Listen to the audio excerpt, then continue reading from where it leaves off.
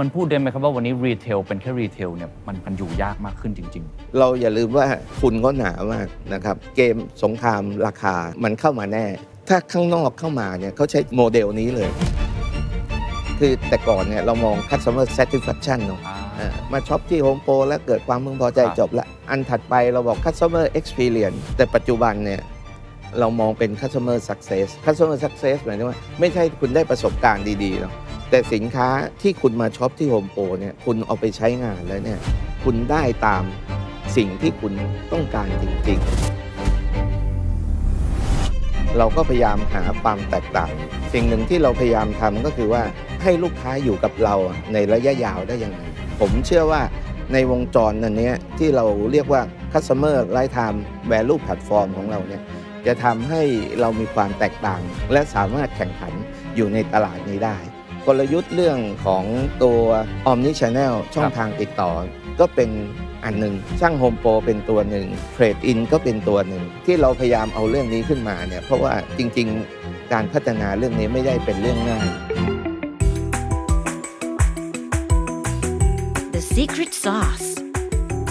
สวัสดีครับผมเคนนักครินทร์และนี่คือ The Secret Sauce What's your secret ๆ สนับสนุนโดย Home Pro ในยุคที่รีเทลตอนนี้กำลังแข่งขันยังสูงนะครับไม่ว่าจะเป็นทุนจากต่างชาติโดยเฉพาะประเทศจีนที่แข่งกับเรื่องของสงครามราคาแพลตฟอร์มออนไลน์ต่างๆและพฤติกรรมผู้บริโภคที่เปลี่ยนแปลงไปวันนี้ผมมาสำรวจเคสผู้ประกอบการไทยรายหนึ่งที่เขากำลังต่อสู้และรับมือกับเรื่องนี้อยู่นั่นก็คือ Home Pro นั่นเองแน่นอนครับ Home Pro เป็นบริษัทยักษ์ใหญ่อยู่แล้วที่ทำเรื่องสินค้าและวัสดุตกแต่งบ้านครอบคลุมทั้งจักรวาลวันนี้เขาจะเปลี่ยนตัวเองจากแค่รีเทลกลายเป็น Total Home Solution ก็คือเอาจุดขายไม่ใช่แค่ตัวสินค้าอย่างเดียวแต่เอาเรื่องบริการการสร้าง trust การสร้างความสัมพันธ์กับลูกค้าและเขาเรียกตัวเองว่าเขาคือ customer lifetime value นั่นเองเราจะไปสำรวจกันครับว่ากลยุทธ์นี้มายังไงความสามารถแข่งขันนี้มาแบบไหนและเขาจะชนะทุนต่างประเทศด้วยกลยุทธ์นี้ได้จริงหรือไม่และบทเรียนสำหรับทุกท่านคืออะไรจะไปคุยกับคุณวีรพันธ์กรรมการผู้จัดการของ Home Pro ครับ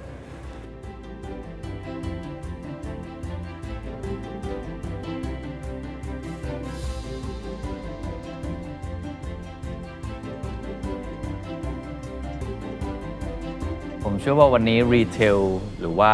ร้านค้าปลีกต่างๆกำลังเผชิญกับความท้าทายหลากหลายรูปแบบมากเลยก็เลยทำให้บทสนทนาที่วันนี้เราจะคุยกันผมเชื่อว่าเป็นความเปลี่ยนแปลงเป็นกลยุทธ์ของ Home Pro ผมเข้าใจว่าจะเริ่มชิฟต์ตัวเองจากร้านขายของกลายเป็น Total Home Solution เป็นโซลูชันเป็นบริการแล้วก็มีแอปพลิเคชันที่ชื่อว่าช่าง Home Pro จะเน้นเรื่อง relationship เรื่อง trust ตรงนี้มากยิ่งขึ้นเลยอยากทราบสาเหตุก่อนครับสาเหตุที่เกิดขึ้นตรงนี้มันเกิดจากปัจจัยอะไรทำไมเราถึงตัดสินใจทำสิ่งนี้ครับก็ต้องยอมรับนะการแข่งขันในปัจจุบันเนี่ยมันก็มีมากขึ้นนะครับการที่จะทำธุรกิจค้าปลีกอย่างเดียวเนี่ยผมคิดว่ามันตามกันได้นะครับแล้วก็การมีทุนหนาๆมาลดราคามาแข่งขันกันเรื่องราคาเนี่ยผมว่ามันไม่ใช่วิธีการที่ธุรกิจมันจะเติบโตยั่งยืนนะครับเราก็พยายามหาความแตกต่างสิ่งหนึ่งที่เราพยายามทำก็คือว่าให้ลูกค้าอยู่กับเราในระยะยาวได้ยังไงเพราะฉะนั้นในความแตกต่างอันนี้จริงๆมันไม่ใช่แค่สินค้าอย่างเดียวมันมีเรื่องบริการเข้ามาเกี่ยวข้องด้วยถ้าจะเห็นจาก purpose ของบริษัทเนี่ยเราตั้งไว้เลยว่า we make a better living เราจะสร้างความเป็นอยู่ที่ดีให้กับทุกคนเพราะฉะนั้นถ้ามองไปแล้วเราจะเหนือกว่าค้าปลีกแหละนะครับเพราะฉะนั้นการจะทำตรงนี้ได้เนี่ยให้ลูกค้า better living เนี่ยนอกจากสินค้ามันก็มีบริการทำยังไงให้สินค้ากับบริการที่เราไปอยู่ในบ้านลูกค้าเนี่ยสร้างชีวิตความเป็นอยู่ของลูกค้าให้ดีขึ้นนะครับเพราะฉะนั้นเราก็เลยทำเรื่องของช่าง Home Pro เข้ามา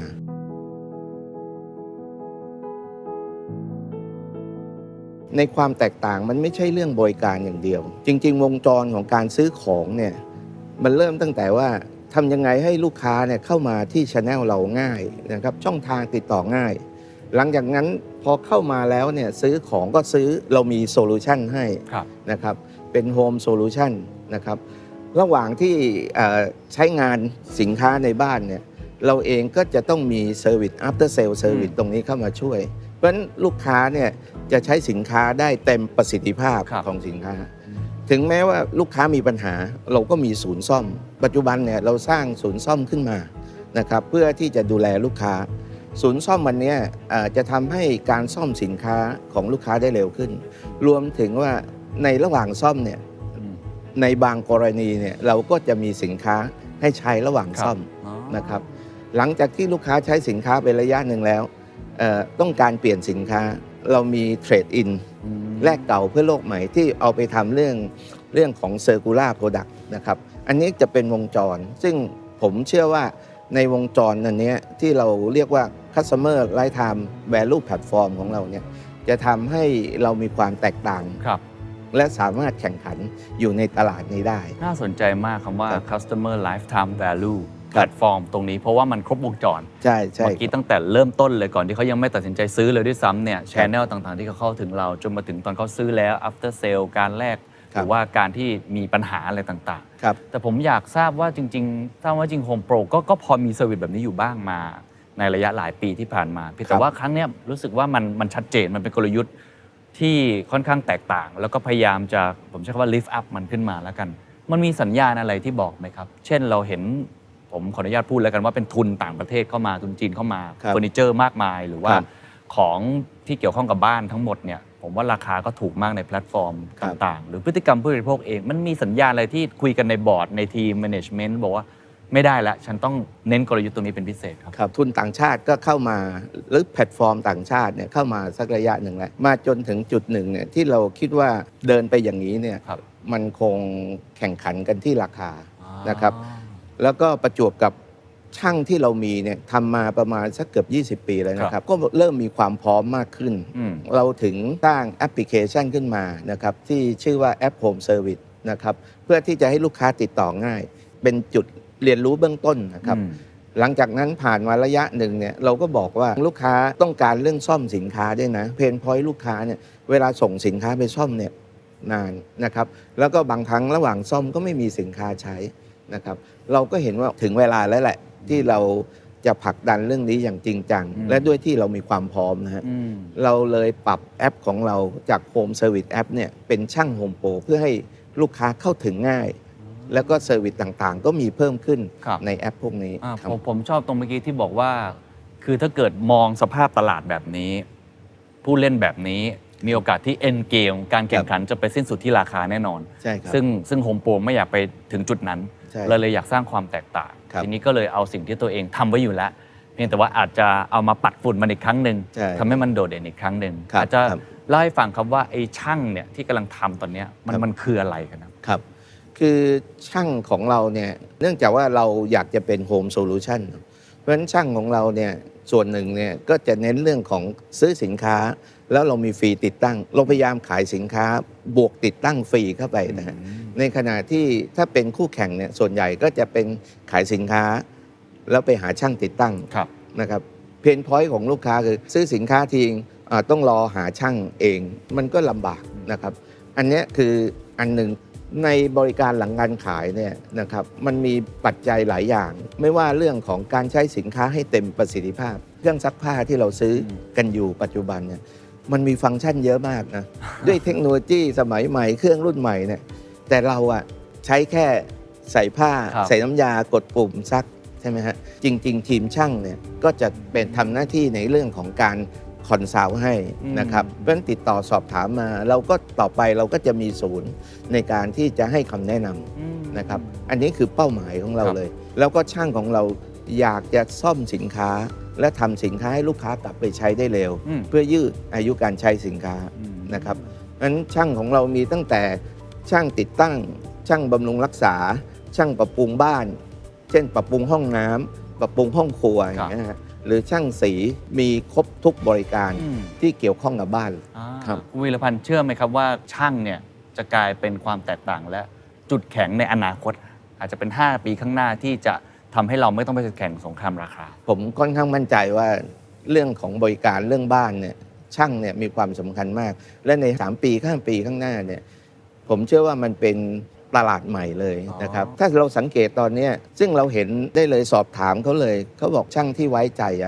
หายาก ใช่ครับช่างที่ไม่ทิ้งงานช่างที่มีฝีมือ มีการรับประกันนี่ส่วนใหญ่ไม่มีพอซ่อมเสร็จก็ไปแต่ของเราไม่ใช่ของเรามีทั้งรับประกันฝีมือรับประกันงานทีนี้อยากทราบถึงความแตกต่างพอเห็นแล้วว่ากลยุทธ์นี้น่าจะเป็นผมใช้คำว่าความสามารถในการแข่งขันอันใหม่ที่ชัดเจนมากขึ้นเนี่ย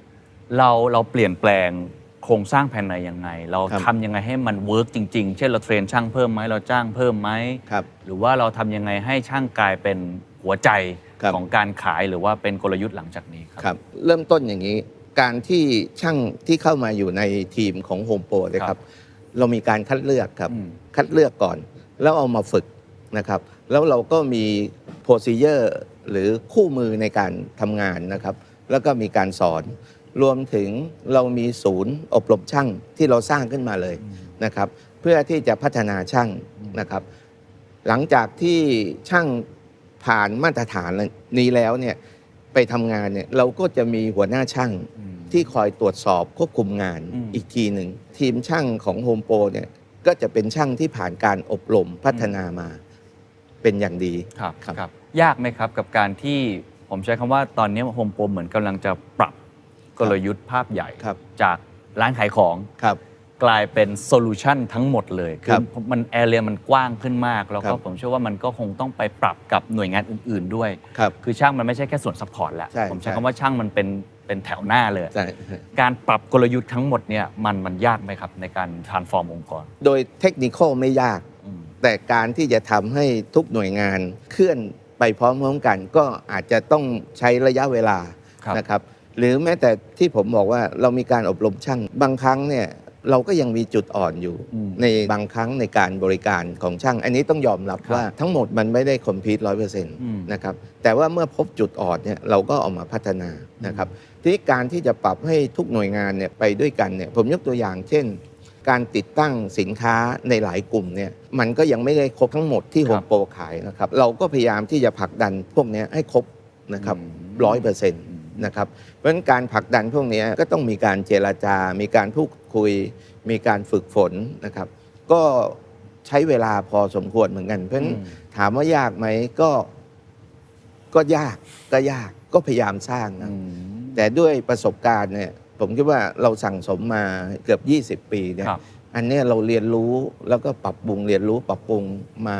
มาเรื่อยนะครับก็คิดว่าน่าจะค่อนข้างมั่นใจในระดับหนึ่งแล้วเพราะฉะนั้นการที่บอกว่าที่เราพยายามเอาเรื่องนี้ขึ้นมาเนี่ยเพราะว่าการพัฒนาเรื่องนี้ไม่ได้เป็นเรื่องง่ายไม่ได้เป็นเรื่องง่ายมันไม่ได้ก๊อปปี้กันได้ใช่ก๊อปปี้เพสไม่ได้นะครับมันเป็นการเรียนรู้เพราะว่าหลายเรื่องเนี่ยมันต้องการติดตามการพัฒนาปรับปรุงนะครับการเข้าใจลูกค้านะครับอันนี้คือในแง่ของการปรับเปลี่ยนภายในแล้วความท้าทายในมุมอื่นๆล่ะครับมีไหมครับเช่นต้นทุนมันจะเพิ่มขึ้นไหมในการที่เราสร้างโซลูชันตรงนี้จ้างคนมาหรือว่าในแง่ของการจัดการในเชิงตัวเลขเองมันเป็นยังไงบ้างครับกับการตรงนี้หรือว่ามันเริ่มเข้าที่เข้าทางแล้วครับต้นทุนไม่ได้เพิ่มขึ้นเพราะว่าเรื่องสินค้ากับบริการมันแยกกันบางครั้งเนี่ยแทนที่จะเป็นเรื่องของโปรโมชั่นเนี่ยเราก็เอาเรื่องโซลูชันมาช่วยนะครับเพราะฉะนั้นการทำให้ลูกค้าซื้อสินค้ามีบริการเนี่ยมันทำให้ลูกค้าตัดสินใจง่ายและอีกอันหนึ่งเราเป็นวอลลุ่มด้วยนะครับเพราะฉะนั้นช่างที่อยู่กับเราเนี่ยคือเขาไม่ต้องไปวิ่งหางานเรามีงานป้อนให้เขาแล้วเราก็ดูแลเขาเพราะฉะนั้นมันมีหลายเรื่องที่เราทำผมยกตัวอย่างสวัสดิการเราก็มีให้ช่างนะครับเราก็มีสวัสดิการมีประกันสุขภาพมีประกันพวกนี้ให้นะครับเรามีถึงขั้นว่าครอบครัวเนี่ยลูกๆเนี่ยได้ทุนเรียนหนังสือนะครับก็เป็นอันหนึ่งที่คิดว่าอันนี้เราพยายามสร้างความแตกต่างกับคู่แข่งนะครับคิดว่าเพียงพอไหมครับกับกลยุทธ์อันนี้ในการจะสู้กับสมรภูมิการแข่งขันหลังจากนี้ผมได้ยินมานะว่าโอ้โหในตลาดนี้ไม่ว่าจะเป็นด้านวัสดุก่อสร้างเองหรือว่าสินค้าที่เกี่ยวข้องกับบ้านเฟอร์นิเจอร์หรือว่าของตกแต่งทั้งหมดเนี่ยมันจะโดนอีกเยอะเลยมันจะมีดั้มราคากันอีกเยอะมากจะมีคนที่ฝลัดสินค้าเข้ามาอีกเยอะมาก คิดว่าเพียงพอไหมครับหรือมีกลยุทธ์อื่นที่จะรับมือไหม ช่างโฮมโปรเป็นจิ๊กซอว์ใน Customer Lifetime Value Platform ของเรานะครับกลยุทธ์เรื่องของตัว Omni Channel ช่องทางติดต่อก็เป็นอันหนึ่งนะครับที่จะทำให้เรามีสินค้าที่ตอบโจทย์ลูกค้า แล้วก็ลูกค้าสามารถเข้าถึงเราง่ายเทรดอินก็เป็นตัวหนึ่ง ผมเชื่อว่าในอนาคตเรื่อง ESG นะครับก็น่าจะเป็นตัวหนึ่งในการสร้างความยั่งยืนให้กับธุรกิจ เพราะฉะนั้นเรื่องของตัวเทรดอินซึ่งเป็นต้นทางของการทำcircular economy ก็เป็นตัวหนึ่งซึ่งทางโฮมโปรก็ทำมาระยะหนึ่งแล้วนะครับนอกเหนือจากนั้นเนี่ยมีหลายเรื่องที่เราพยายามเสริมเข้าไปอยู่นะครับเช่นวอลลี่ฟรีวอลลี่ฟรีหมายถึงว่าคุณซื้อสินค้าที่โฮมโปรคุณไม่ต้องกังวลโฮมโปรดูแลให้นะครับผมยกตัวอย่างเช่นปัจจุบันเนี่ยเรามีวอลลี่ฟรีเรื่องเครื่องซักผ้าถ้าลูกค้าซื้อเครื่องซักผ้าเนี่ยปกติเนี่ยจะต้องมีล้างทำความสะอาดเครื่องซักผ้าสมมติปีละครั้งนะครับค่าล้างหนึ่งก็1,200ซื้อเครื่องซักผ้าที่โฮมโปรเนี่ยเราแถมล้างเครื่องซักผ้าเนี่ย3 ปี3 ครั้ง3,600แหละนะครับ extended warranty เราก็ยืดให้นะครับจากเดิมเช่นเขาให้2 ปีเราเป็น3 ปีนะครับหรือแม้แต่ระหว่างซ่อมนะครับเราก็จะมีเครื่องซักผ้านะครับให้ใช้ถ้าลูกค้าต้องการนะครับอันเนี้ย499เองครับเพราะว่าเราอยากจะเข้าไปดูแลลูกค้าในบ้านนะครับที่บอกว่าเราอยากทำ better living ครับเพราะฉะนั้นลูกค้าไม่ต้องกังวลเลยหน้าที่ลูกค้าคือใช้สินค้าอย่างเดียวเสียมีซ่อมนะครับเราซ่อมให้นะครับแล้วก็ถ้ามีเรื่องของการเรื่องทำความสะอาดเราก็ดูแลให้พวกนี้จะเพิ่มตู้เย็นก็เริ่มมีแล้วนะครับก็จะมีสินค้าที่เกี่ยวข้องกับวอลลี่ฟรีเข้ามาเพราะฉะนั้น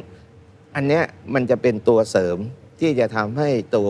Customer Lifetime Value Platform ของเราเนี่ยมีความเป็นไปได้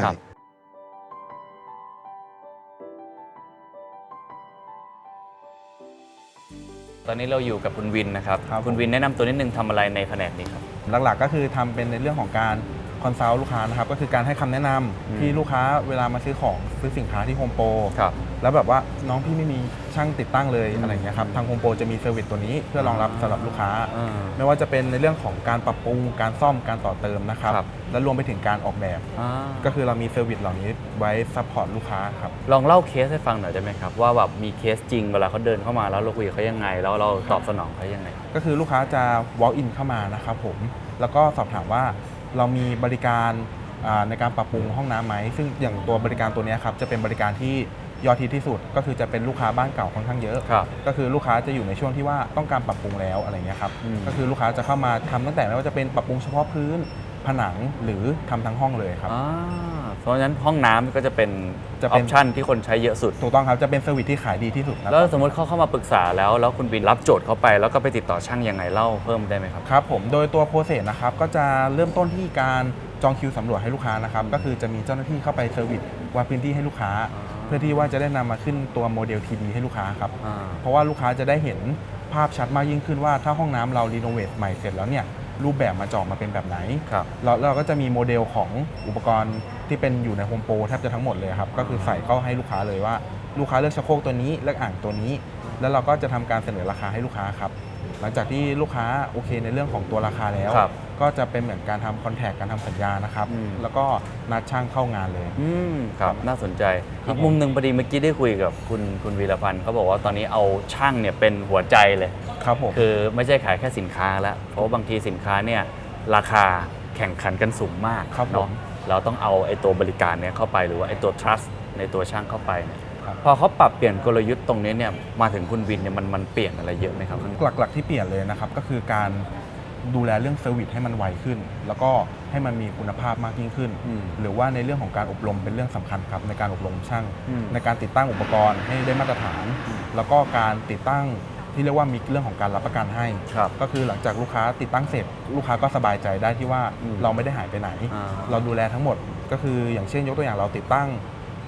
ฝักบัวอย่างงานเล็กๆเนาะเราก็รับประกันให้6 เดือนหรืองานปรับปรุงห้องน้ำที่ผมเพิ่งกล่าวไปครับก็จะรับประกันให้ปีนึงอะไรเงี้ยครับก็คือเราไม่ได้หายไปไหนสุดท้ายแล้วกันช่างโฮมโปรต่างจากช่างของคนอื่นยังไงโห ผมว่าช่างของโฮมโปรครับก็คือเป็นช่างที่มีระเบียบแล้วกันนะครับก็คือจะมีความเป็นวินัยค่อนข้างสูง อย่างเช่นงานที่เป็นงานโปรเจกต์ที่ใช้ระยะเวลาค่อนข้างนาน หลักๆที่ลูกค้าชอบก็คือความตรงต่อเวลาของช่าง แล้วก็การที่ว่าเขาไม่ทิ้งงาน ก็คือทำจนต่อเนื่องจนเสร็จครับ ครับอ๋อเข้าใจแล้วงั้นเรามีทั้งระบบแล้วก็ตัวเขาให้เกิดระเบียบด้วย ตรงนี้ ใช่ เป็นสิ่ง ครับ ที่ทำให้เกิดความไว้เนื้อเชื่อใจเกิดขึ้น ถูกต้องครับ นะครับ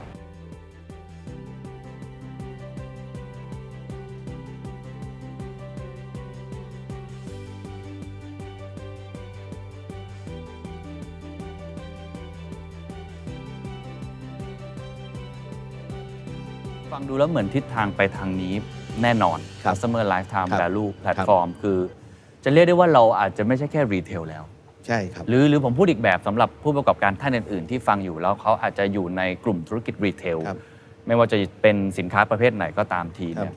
มันพูดได้ไหมครับว่าวันนี้รีเทลเป็นแค่รีเทลเนี่ยมันอยู่ยากมากขึ้นจริง ๆ มัน ใช่ ต้องปรับตัว ใช่ครับ เพราะว่าเราอย่าลืมว่าเกมสงครามราคาฮะมันเข้ามาแน่นะครับ ผมว่าธุรกิจถ้าข้างนอกเข้ามาเนี่ยเขาใช้โมเดลนี้เลยนะครับ ถ้าที่จะตามมาเร็วๆนี้ก็คงเป็นรถยนต์ไฟฟ้า ซึ่งเราเห็นแล้วนะ นะครับ เราเริ่ม ที่เห็นแล้ว เห็นการใช้ราคาแล้ว ใช่ แล้วก็ทำให้คู่แข่งเนี่ยอ่อนแรงลงนะครับ แล้วก็จะเหลือผู้แข่งขันรายใหญ่แค่เจ้าสองเจ้านะครับ เพราะฉะนั้นถ้าอยู่อย่างนี้เราอยู่ไม่ได้ครับ ซื้อมาขายไปนี่ผมว่าไม่พอ ครับ มันต้องปรับตัวไปทำเรื่อง customer เป็นหลักเลย ครับใช่ ซึ่ง ใช่ อาจจะให้เป็นเหมือนกับวิธีคิดได้ไหมครับเพราะเมื่อกี้เราพูดมาทั้งหมดผมว่าเป็นเคสสตัดดี้ที่น่าสนใจมากว่าเราเริ่มปรับแล้ว แต่วิธีคิดเบื้องหลังเนี่ยอาจจะสำหรับผู้ประกอบการรายอื่นที่เขาฟังอยู่อาจจะเล่าให้ฟังของ Home Pro เองว่ากว่าจะออกมาเป็นแผนแบบนี้มันเกิดการถกเถียงกันยังไง มันคิดกันยังไง มันวาดวิสัยทัศน์กันยังไง คุยกลยุทธ์กันแบบไหนหาจุดแข็งของตัวเองแล้วมันออกมาเป็น ครับ โซลูชันนี้ได้ยังไง ก็มาจากเพนพอยต์ของลูกค้าที่เราเห็นอยู่ สิ่งที่เราต้องการเนี่ยใช้สินค้าที่เราซื้อมาเนี่ยเวลาเราซื้อของมาเราก็อยากจะใช้ของดี เราต้องการช่างอะหรือหาคนที่คอยบริการเราอะอยู่ตลอดเวลา เช่นเหมือนอยากจะมีช่างอยู่ที่บ้าน ครับ ช่างโฮมโปรเนี่ยคือคอนเซปต์เราคือช่างประจำบ้าน เมื่อไหร่ที่คุณนึกถึงช่าง คุณเข้าแอปช่างโฮมโปรเนี่ยเดี๋ยวบริการก็จะมา อันเนี้ยคือเพนพอยต์หลักเลยเพราะฉะนั้นการที่เราคิดถึงตัวเราเองแล้วเราอยากจะมีความเป็นอยู่ที่ดีขึ้นนะก็เริ่มมีคำว่า better living รวมกับที่เราทำแผน ครับ นะครับว่าใน 3 ปี 5 ปีข้างหน้าธุรกิจเราอ่ะจะเดินไปตรงไหนเพราะฉะนั้น purpose จะเป็น ครับ ตัวผลักดัน ให้เราคิดว่าเราจะเดินหน้ายังไงนะครับเราบอกว่าเราอยากสร้างความเป็นอยู่ที่ดีให้กับลูกค้าทุกคน เพราะฉะนั้นความเป็นอยู่ที่ดีเนี่ยนอกจากสินค้าเนี่ยมันยังมีเรื่องบริการ การเลือกสินค้าที่ตอบสนองความต้องการของลูกค้าในทุกเจนแล้วก็บริการตอบโจทย์ลูกค้าในทุกเจนเนี่ยอันเนี้ยมันเป็นจุดเริ่มต้นที่เราจะมาเลย์อัพ ครับ เป็นกลยุทธ์ของเรา ครับชัดเจนมากเลย ครับ ว่าหนึ่งคือ purpose ครับครับ ก็คืออยู่ให้ชัดเจนเลยว่า purpose คืออะไรสองคือเมื่อกี้ที่ผมชอบคือไปที่ customer ก่อน ครับ ว่าเพนพอยต์เขาคืออะไรกันแน่ ครับ แล้ว ครั พ บ อแมวมาแล้วก็จะเริ่มเห็น ครับ ทีนี้ผมว่าน่าจะเป็นตัวอย่างที่ดีแล้ว อีกมุมหนึ่งที่อยากชวนคุยมีโอกาสได้คุยกับแบบ CEO ระดับนี้แล้วนะฮะอยากรู้ว่ามองเทรนด์ยังไงครับหลังจากนี้เทรนด์ในอุตสาหกรรมอาจจะเกี่ยวเนื่องด้วยก็ได้ครับ ทั้งรีเทลเอง ครับ หรืออสังหาริมทรัพย์เอง หรือก่อสร้างเอง หรือว่าการตกแต่งบ้านเอง ครับ ที่อยู่อาศัยแบบเนี้ยสัก 3 ปีก็ได้ครับ มีอะไรเทรนด์ที่น่าจับตาบ้างครับ ในธุรกิจอสังหาเนอะช่วงนี้ 1 ปี 2 ปียังเหนื่อยอยู่ ครับ ที่เท่าที่เราทราบกันเนี่ยคือยังมีสต็อกค้างอยู่เยอะนะครับผมว่าหลังจากนั้นเนี่ยก็คงกลับมา ส่วนเทรนด์เรื่องของพฤติกรรมลูกค้า ก็อาจจะเปลี่ยนไปในเรื่องของการช้อปปิ้งสินค้าที่เกี่ยวข้องกับบ้าน อ๋อเหรอค เพ รับ ราะว่าคนก็จะให้ความสำคัญกับตัวออนไลน์มากขึ้น ความสะดวกสบายมากขึ้น เพราะฉะนั้นจะทำยังไงให้เราสามารถที่จะรองรับตรงนั้นได้นะครับเพราะฉะนั้นพฤติกรรมในการช้อปปิ้งเปลี่ยนแน่ๆนะครับแต่ถ้าพฤติกรรมในการใช้ชีวิตในบ้าน ผมว่าไม่ค่อยเปลี่ยนเท่าไหร่ น่าจะ รสนิยมจะเริ่มเปลี่ยน จะ นะ เริ่ ฮะ มเปลี่ยนไป อ๋อ แบบมินิมอลนะครับแต่ยังไงก็ตามเนี่ยเขาก็ยังมีความต้องการในเรื่องของเซอร์วิสต่างๆอยู่ นะครับการใช้ชีวิตเนี่ยจะให้ความสำคัญการใช้ชีวิต DIY อาจจะไม่ได้เป็นเทรนด์ของคนไทยเนอะการบริการก็ยังจะเป็นกับพฤติกรรมการใช้ชีวิตในบ้านอยู่ แต่ในธุรกิจหลายธุรกิจเนี่ย โดยเฉพาะธุรกิจโฮมโปรเนี่ยจะเกี่ยวข้องกับบ้านเก่า อ๋อ จริงๆเราขายลูกค้าบ้านเก่าเนี่ย 80% นะครับ ครับ บ้านใหม่ในย 20% เหมือนเขารีโนเวทเขาอะไรอย่าง ครั งี้ บ ใช่ไหม เพราะฉะนั้นเทรนด์ของการปรับปรุงบ้านเนี่ยก็ยังมีอยู่ แล้วบ้านเก่ามันก็เพิ่มขึ้นทุกปี บ้านใหม่ที่เพิ่มขึ้นก็จะกลายเป็นบ้านเก่า อ่า เพราะฉะนั้นตลาดของรีเทลบ้านเก่าก็ยังมีเพิ่มอยู่ทุก โดยสรุปทั้งหมดมองภาพเศรษฐกิจยังไงครับ ที่พูดมาทั้งเทรนด์ในการปรับตัวอะไรเนี่ยคิดว่า 2-3 ปีนี้มีอะไรอยากจะพูดคุยกับผู้ประกอบการที่ฟังอยู่ไหมครับในฐานะรายใหญ่ที่มองเห็นภาพตลาด คิดว่ามันปีเผาจริงไหมฮะหรือว่ามันจะเป็นอย่างนี้ไปอีกนานไหมครับ เพราะว่าเราเห็นแต่ปัญหาทั้งปัญหาสงคราม ปัญหาการค้านะครับเรื่องของปัญหาภายใน ครับ นะครับ แล้วก็สำคัญที่สุดคือกำลังซื้อของเราเองเนี่ยนะครับที่ค่อนข้างอ่อนแอลง เพราะหนี้ครัวเรือนก็สูง ครับ นะครับรายได้ก็ต่ำการที่เขาจะไปกู้ยืมนะครับแบงก์เองก็ไม่ค่อยกล้าปล่อยนะครับเพราะฉะนั้นยังไม่เห็น อืม อีกปี 2 ปีเนี่ยยังเห็นภาพพวกนี้ไม่ชัด ครับ แต่ผมคิดว่าปัญหาเนี้ยน่าจะตามไปถึงต้นปีหน้า อืม นะครับถามว่าจะปรับตัวยังไง คงต้องมาดูว่าตัวเองมีจุดแข็งยังไง ครับ นะครับจุดแข็งอันเนี้ยสามารถหาประโยชน์หาโอกาส อืม ในจุดไหนบ้าง บางครั้งอาจจะไม่ได้เป็นภาพใหญ่ แต่อาจจะเป็น niche market อืม นะครับก็ต้องลองดูนะครับแล้วก็ถ้าตลาดมันใหญ่จริง เห็นโอกาสเนี่ยสิ่งหนึ่งก็คือว่าเราต้องแข็งแรงกว่าคู่แข่ง ครับค ครั รับบ ซึ่งผมว่ามันเป็นบทสรุปที่ดีที่โฮมโปรกำลังทำอยู่เลยนะฮะ ครับ ก็คือมองระยะสั้นก่อนว่ามันมีความไม่ได้เติบโตอย่างที่เราเคยเห็นมา ครับ แล้วก็พยายามแก้ไขสถานการณ์ตรงนี้ยืนด้วยตัวเองก่อนทำตัวเอง ครั ให้ บ แข็งแรงก็เป็นตัวกลยุทธ์ช่างเองหรืออะไร ครั ต่าง บ ๆ แต่ในลองเทอมยังไงมันก็จะมีทิศทางที่เราต้องไปอยู่แล้ว ครับ ถูกไหมฮะ ครับ เพราะฉะนั้นโดยสรุปอาจจะเป็นให้กำลังใจผู้ประกอบการแล้วกันนะครับ ครับ ในชั่วโมงนี้ผมชอบตรงที่ว่า คือหลายคนบอกว่าให้กอดคองอเข่าอ่ะช่วงเนี้ยแต่ว่า ครับ โฮมโปรลงทุนเพิ่ม ครับ เปิดร้านเพิ่ม ครับ ทำแคมเปญใหม่ ๆ เพิ่มเติม เพื่อเป็นการแสดงให้เห็นอย่างหนึ่งว่าจริง ๆ ผมว่าผู้ประกอบการก็ยังมองเห็นโอกาสในวิกฤตอยู่เสมอเนี่ย ครับใช่ อาจจะมองตรงนี้แล้วก็อาจจะช่วยมอบกำลังใจแล้วก็คำแนะนำให้กับทุกท่านครับ ครับวิกฤตมีมาหลายรอบแล้วก็ทุกครั้งผ่านไปได้นะครับคนที่ผ่านไปได้เนี่ยก็คือว่าสามารถมองตัวเองออกนะครับมองตลาดออกนะครับแล้วก็มองเห็นโอกาสครับสำหรับคนที่ปรับตัวเนี่ยผมเชื่อว่าจะไปรอด แต่การปรับตัวเนี่ยก็ต้องให้เข้ากับตลาดของตัวเองนะครับว่าเป็นยังไงขณะเดียวกันอย่าลืมว่าวิกฤตยังไงมันก็จบก็ต้องสร้างพื้นฐานของตัวเองให้แข็งแรงด้วย เพื่อที่เมื่อไหร่ที่วิกฤตจบเนี่ยแล้วตลาดกลับมาเนี่ยเราก็พร้อมที่จะวิ่งไม่ได้เดินแล้ว อืม เราพร้อมที่จะวิ่งไปข้างหน้า ครับ นะครับ ในภาพรวมทั้งหมดถ้ากลับมามองที่ผู้นำ ครับ ทักษะอะไรหรือว่าสิ่งอะไรที่คุณเวรพันธ์ได้เรียนรู้มากที่สุดในรอบปี 2 ปีที่ผ่านมาครับ เพราะผมเห็นมันการเปลี่ยนแปลงเยอะมากนะ ใช่ค เป รั ลี่ บ ยนในเชิงรากฐานอะไรต่างๆ ในฐานะผู้นำที่นำองค์กรมาอย่างยาวนานเนี่ยแต่ ครับ พอมาช่วงเวลาแบบเนี้ยอะไรคือสิ่งที่ได้เรียนรู้ใหม่ แล้วก็ที่คิดว่าสำคัญมากแล้วจะต้องใช้ต่อไป ก็ต้องฟังเสียงลูกค้า ฟังเสียงทีมงาน อืม นะครับ แล้วก็ต้องรู้จักปรับตัวนะครับ ปรับตัวพร้อมกับพาทีมงานที่ทำงานร่วมกับเราเนี่ยไปในเส้นทางเดียวกัน ครับ นะครับ เราจะไปคนเดียวก็คงไม่ได้นะครับ เพราะฉะนั้นการสร้างทีมงานให้แข็งแรง การรู้ว่าช่วงไหนควรจะวิ่งช่วงไหนควรจะชะลอ ม นะครับ อันนั้นก็เป็นจุดสำคัญ อืม นะครับ แล้วก็พยายามมองลูกค้านะครับ มองความสำเร็จของลูกค้า เราไม่ได้มองที่แต่ก่อนเนี่ยเรามอง customer satisfaction เนอะมาช็อปที่ Home Pro แล้วเกิดความพึงพอใจจบละนะครับ อันถัดไปเราบอก customer experience ช้อปปิ้งที่เราได้ประสบการณ์ดีๆไปแล้ว แต่ปัจจุบันเนี่ยเรามองเป็น customer success ไม่ใช่คุณได้ประสบการณ์ดีๆเนาะแต่สินค้าที่คุณมาช็อปที่ Home Pro เนี่ยคุณเอาไปใช้งานแล้วเนี่ยคุณได้ตามสิ่งที่คุณต้องการจริง อืม ๆนะครับ ผมยกตัวอย่างง่ายๆ ลูกค้ามาซื้อหลอดไฟ